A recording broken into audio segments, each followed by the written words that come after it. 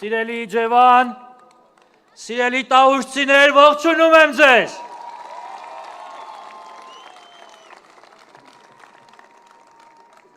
Պարոն Վահագն Ալեքսանյանը մի կարևոր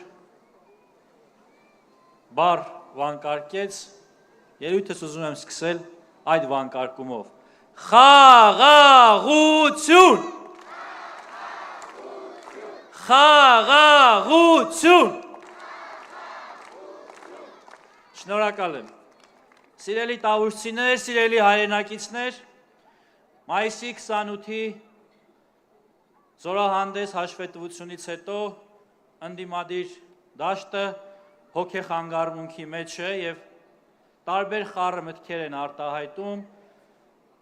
իհարկե ավելի խելացիները լռում են, ավելի հեռատեսները, բայց մտքեր են հնչել, որոնց մի քանիսին ուզում եմ կարճ անդրադառնալ։ Նախ խոսել են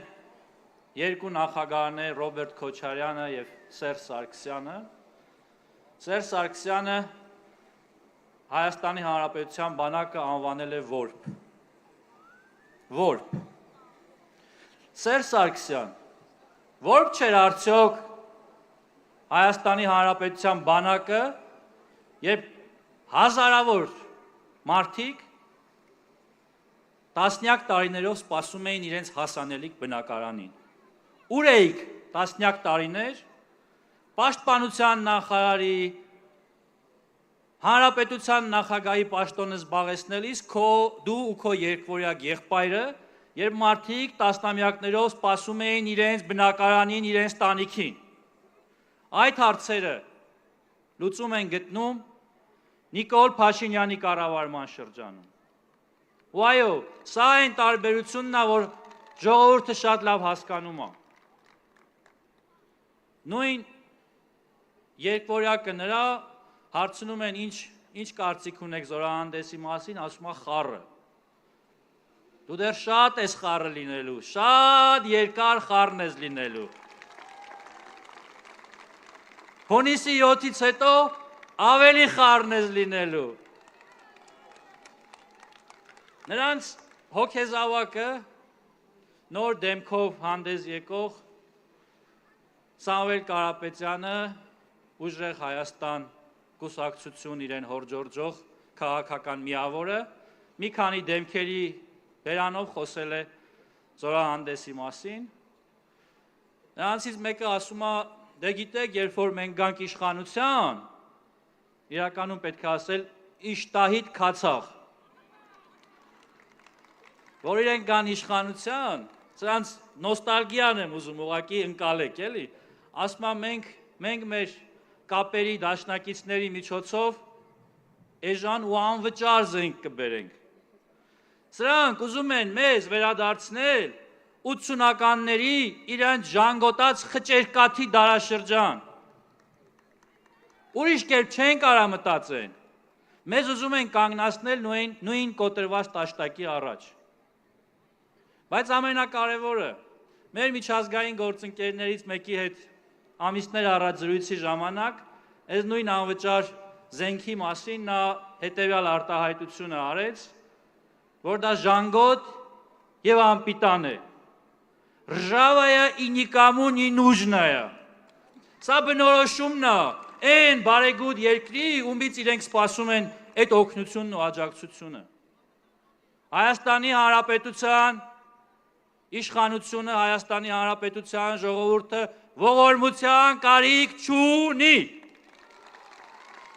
Մենք ունենք պետություն, ունենք մեր քաղաքացիների հարկերի շնորհիվ ձևավորված բյուջե, որի արդյունքում ձևավորում ենք կարողություններ, որոնք պետք է պաշտպանեն մեր երկրի տարածքային ամբողջականությունն ու անձեռնամխելիությունը։ Բայց որպեսզի ամբողջանա սրանց պատկերը, ինչպիսին են նրանք ու ինչ ձևով են արտահայտում ու մտածում բանակի մասին, ուրեմն մայիսի 21-ին Կալուգացու կուսակցության մի ներկայացուցիչ հանդես է գալիս տեսաուղերձով, որտեղ նաև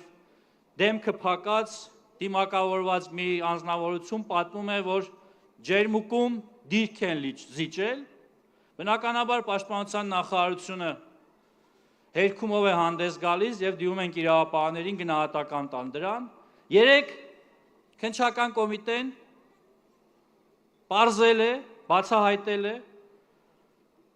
որ սա սուտ մատնություն է, արդեն կա մարդ, ով խոստովանել է, որ ինքը խաբել է, ստել է, ըստ էության սուտ մատնություն է կատարել, բայց կարևորը այս ամեն ինչը կազմակերպել եւ բեմադրել են ուժեղ Հայաստան կոչվող կուսակցության ներկայացուցիչները, Սամվել Կարապետյանի մանկլավիկները։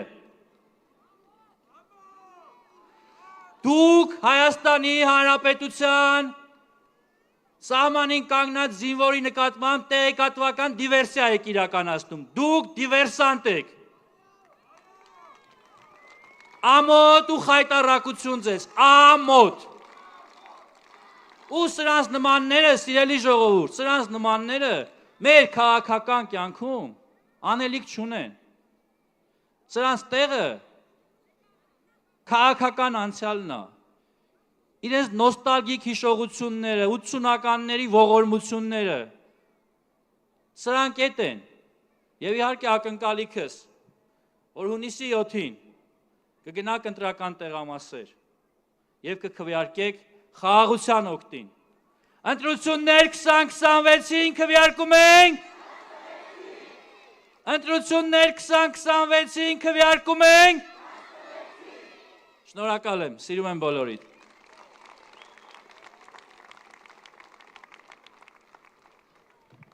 Սիրելի իջևանցիներ, տավուշցիներ, սիրելի ժողովուրդ, սիրելի բարեկամներ,